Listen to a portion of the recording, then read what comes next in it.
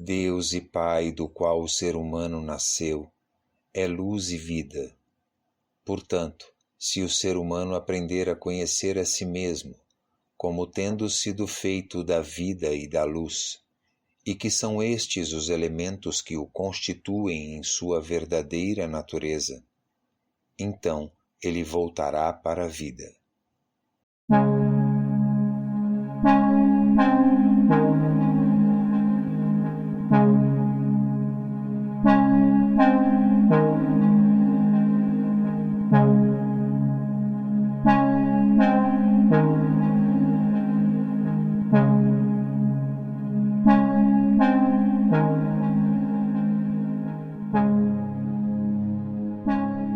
Antes que o ancião dos dias, ele que é o mais oculto de todos os mistérios, preparasse o primeiro reino, ou as formas dos reis, não havia nem limites nem fronteiras, e o Santíssimo começou a imprimir essas formas e a desenhá-las em sua própria substância. Estendeu um véu diante de sua face e desenhou nele os reinos, traçando seus limites e formas.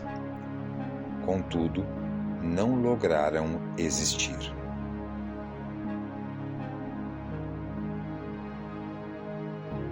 A vontade de Deus, que tendo tomado em si o Verbo e contemplado o belo mundo arquetípico, construiu o universo conforme esse modelo, com elementos tirados dela mesma e com germes de almas.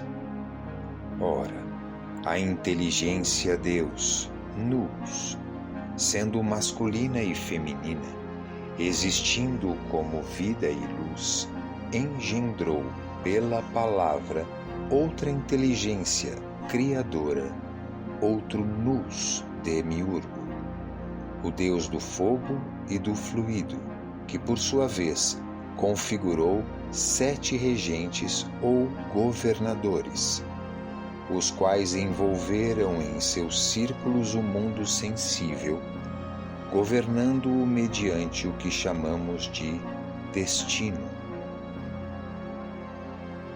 Logo, a palavra ou verbo de Deus se lançou dos elementos inferiores para essa região pura da natureza que acabara de ser criada, e uniu-se à inteligência criadora, nous demiurgo, pois ela lhe era consubstancial, e os elementos inferiores da natureza foram deixados no estado de simples matéria, desprovidos de razão.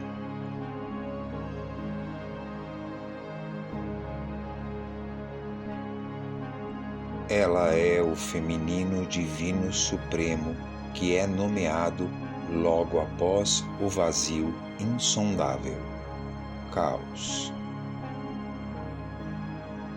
Gaia é a ilimitação primeira no vazio insondável. Assim como o caos não é o masculino divino supremo Urano, nem o feminino divino supremo Gaia, pois antecede o nascimento destes. Essa treva primordial também não é escuridão nem luz, pois está antes do surgimento dessa polaridade. Portanto, é mais propriamente aquilo que a tradição egípcia chama de Kek, a luz negra primordial, o princípio ativo das trevas, uma das 8 divindades primordiais do Antigo Egito.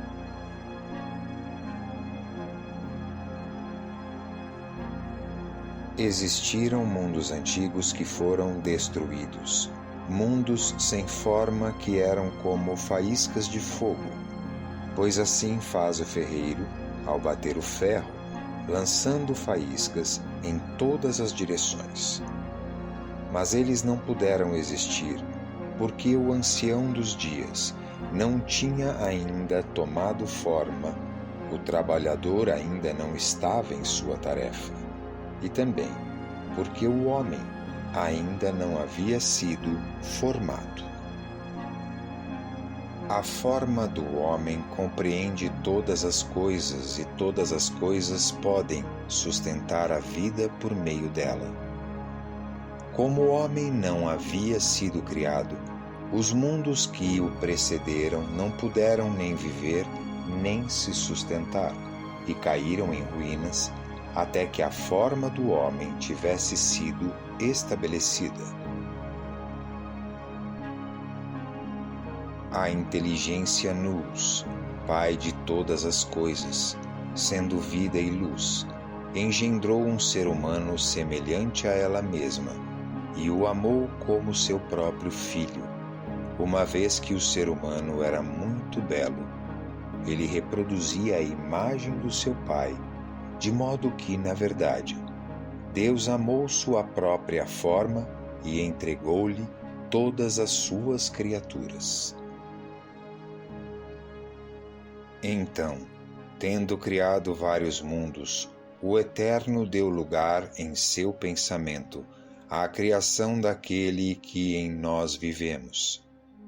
E quando essa última criação estava a ponto de ser cumprida, todas as coisas deste mundo, todas as criaturas do universo e tudo o que havia de ter vida e existir aqui embaixo, passaram diante de Deus em suas formas atuais.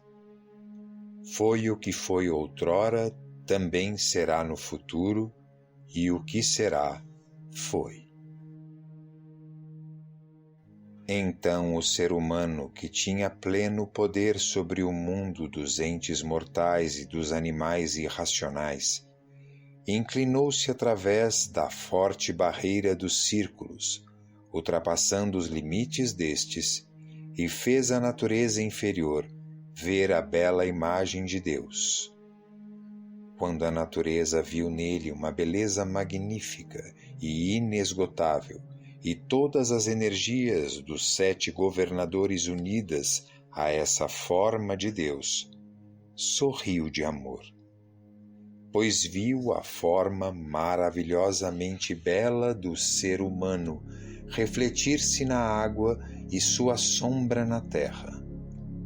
E ele, percebendo na água o reflexo de sua própria forma, apaixonou-se por ela e quis habitar nela.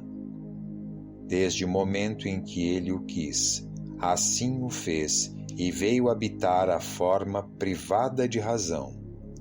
Então, a natureza apreendeu seu amante e o envolveu completamente, e eles se uniram em um amor mútuo. A terra era feminina, a água era o elemento gerador, o fogo forneceu o calor, o ar forneceu o sopro e a natureza produziu os corpos conforme a forma do ser humano. Quanto ao ser humano, da vida e luz de que ele era constituído, transformou-se em alma, psique, e em inteligência nous. Assim, a vida tornou-se alma e a luz tornou-se inteligência. E todos os entes do mundo sensível permanecerão nesse estado até o fim de uma revolução celeste, quando haverá um novo início. O ser é um som, e esse som vestiu-se das forças naturais, terra, água, fogo e ar, e corporificou-se. Essas forças naturais são também níveis dimensionais que estruturam a existência material. Na percepção dos antigos sábios Tupi-Guarani, elas são regidas por Si, o princípio feminino. Santo é Deus, o Pai de todas as coisas. Santo é Deus cuja vontade se realiza por meio de suas potências. Santo é Deus, que quer ser conhecido e que é conhecido por aqueles que lhe pertencem. Tu és santo, Tu que constituíste todas as coisas mediante tua palavra. Tu és santo, tu de quem toda a natureza é a imagem. Tu és santo, tu que não foste formado pela natureza. Tu és santo, tu que és mais forte do que toda potência. Tu és santo e maior do que toda majestade. Tu és santo e estás além de todo louvor.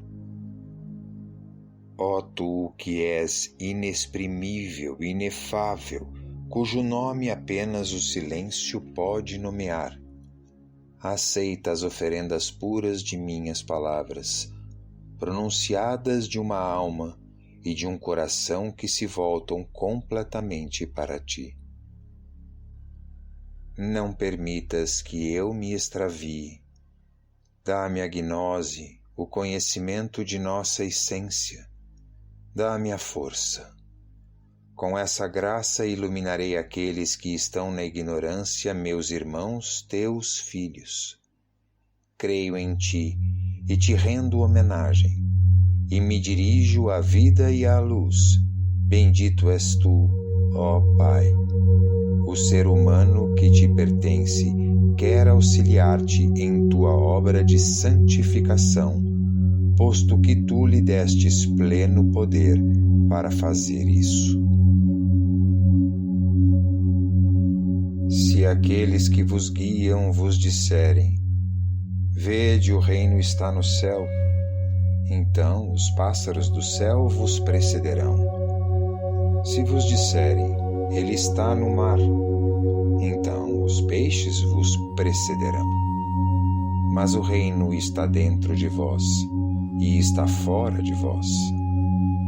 Quando vos tornardes conhecidos de vós mesmos, então sereis reconhecidos e compreendereis que vós é que sois o Filho do Pai vivente. Mas se não vos tornardes conhecidos de vós mesmos, então estáis na penúria, e vós é que sois a penúria.